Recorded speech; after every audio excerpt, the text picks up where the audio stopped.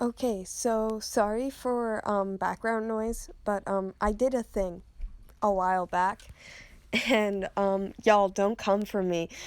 Okay, so I'm just going to read the description of a story that I wrote. It's an audiobook. Okay, so it is a one-shot story. It is a Little Suki Shima X Hanada Haikyuu. Warnings: blood, torture, cannibalism. Y'all don't come for me, okay? This was not my idea. This was an idea from a story that I heard a while back. And don't come for me again because it's an MLP story.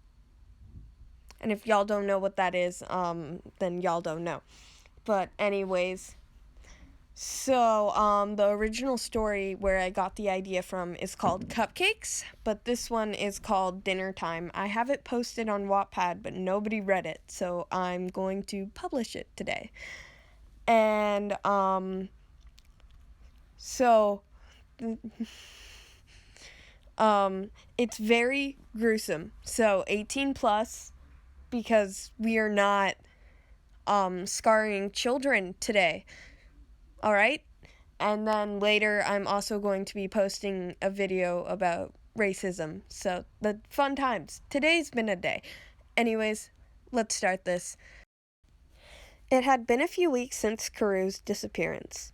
Hinata had just gotten off the phone with Kenma, whom was very disheveled over his captain's disappearance. Hinata, for the life of him, couldn't understand why. Kenma had always said he liked his cooking. Plus, it was only a matter of time before it was his turn.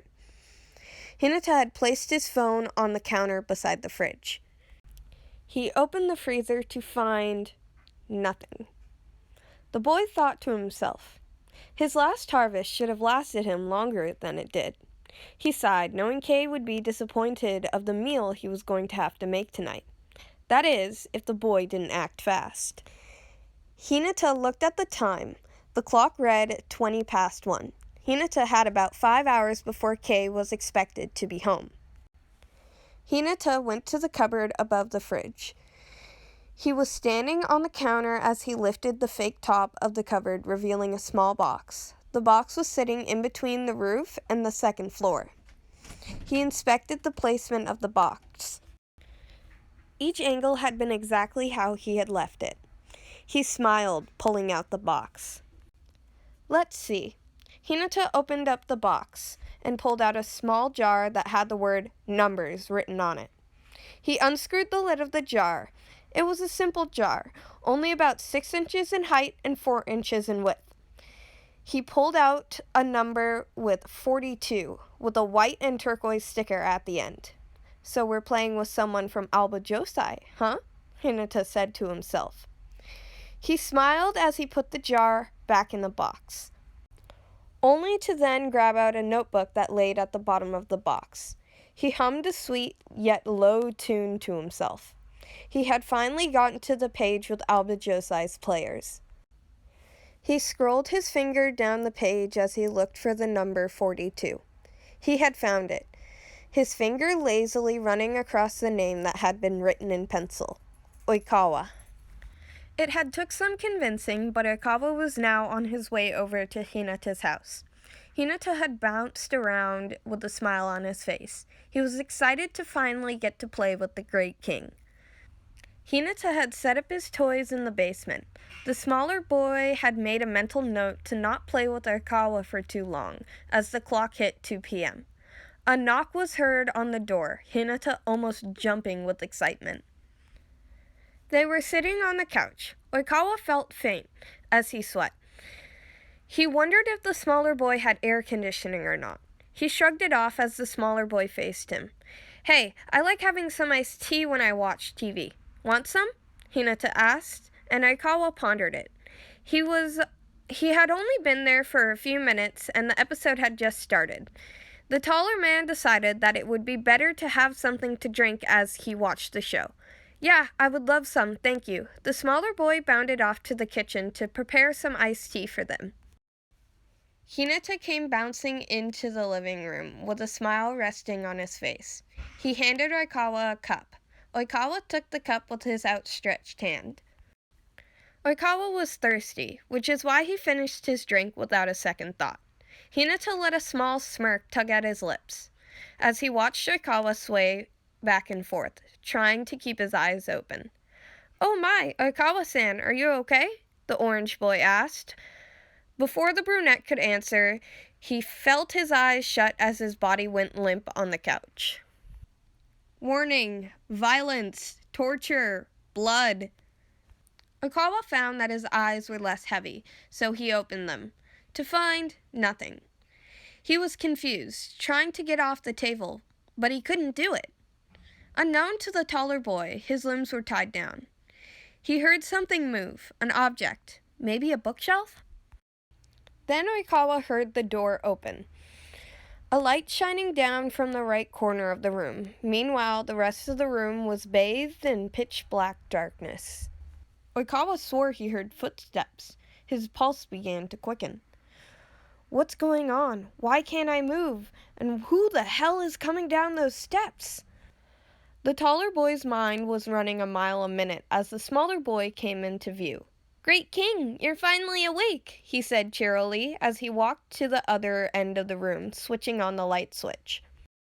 The taller boy closed his eyes as the lights came on. After a few moments, he opened them. Oikawa's eyes drank in the horrific view in front of him. Bones, from what he could only tell were human, were put together in such a way to form 4 chairs. The table itself, the legs were made of femurs, and the tablecloth seemed to be a skin color. Oikawa watched as blood dripped from the tablecloth, and then he realized it was skin. The cloth itself was stitched together in various odd places. He looked up to find various intestines hung along the roof, dried out, almost like party decorations. They were painted in various colors of black and orange. The orange boy skipped over to Oikawa with a smile on his face. "Are you doing okay? It's not too cold on the table, right?" Oikawa then realized he was shirtless. "What the..." Before the taller boy could get another word, he felt a burning sensation at his side. He screamed, the pain almost unbearable. "You're a noisy guy, aren't you?" Hinata asked as he held a candle that was lit to Oikawa's side. "Please, stop! Stop!" the taller boy shouted to the boy beside him. Hinata simply rested a hand on Oikawa's head, stroking softly. He put out the candle and put it on the table as he turned to a portable element. The flame of the element licked the underside of a pot that was resting on top. Then, to Oikawa's surprise, the smaller boy went to his feet. Hinata went to the end of the table to find what he was looking for. He clipped the nail bed to the end of the table. It was something he had made up a while ago, wanting to see how much pain he could inflict through the feet. He took a black baking sheet and glued 3-inch nails facing up. The smaller boy then slowly pushed the nails bed into Oikawa's feet. The taller boy screamed in pain as he pulled his feet away from the other boy. Hinata had finally gotten all the nails in. He then turned to a car battery after attaching jumper cables to either side of the metal tin. Oikawa, surprisingly, was already in tears, begging to be freed. But Hinata only smiled and began humming the tune he had been humming earlier. The smaller boy went to the car battery, turning it on just a bit. Oikawa screamed as bolts of electricity shot through him. His jaw reflex clamped down, causing him to accidentally bite off his tongue. The smaller boy smiled at the scene in front of him. Blood began to gush out of Oikawa's mouth as the smaller boy let out a slow chuckle. "Silly me, I forgot to gag you before I did that." Hinata smiled as tears ran down the setter's face. The smaller boy turned off the car battery, and he walked up to his friend and tapped him on the forehead. Oikawa was losing consciousness. The tormenting electrical currents had been too much for him. The smaller boy sighed as he pulled out a needle. Before placing the needle into the setter's heart, the smaller boy looked at the time. He had still about 3 hours before Kay was meant to be home. He smiled, placing the needle into the setter's chest as he pushed the syringe in. Adrenaline, Hinata whispered into the other's ear. Gets the blood pumping. He smiled as Arakawa looked up at him with fear on his features. Yeah, I know. It's fucked. I know. I've created a monster. But this is only part 1. It gets a little bit more gruesome, and then it kind of just slows a bit into a more nastier aspect of it. But that'll be in part 2, which I will post next week.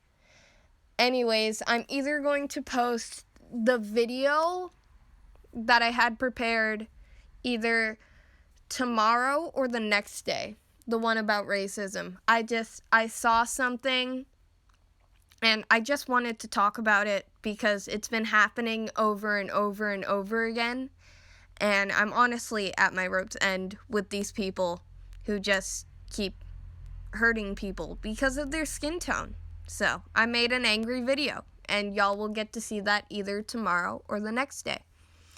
Anyways, I hope you enjoyed part 1 of Dinner Time, and I will see you guys next week. Bye!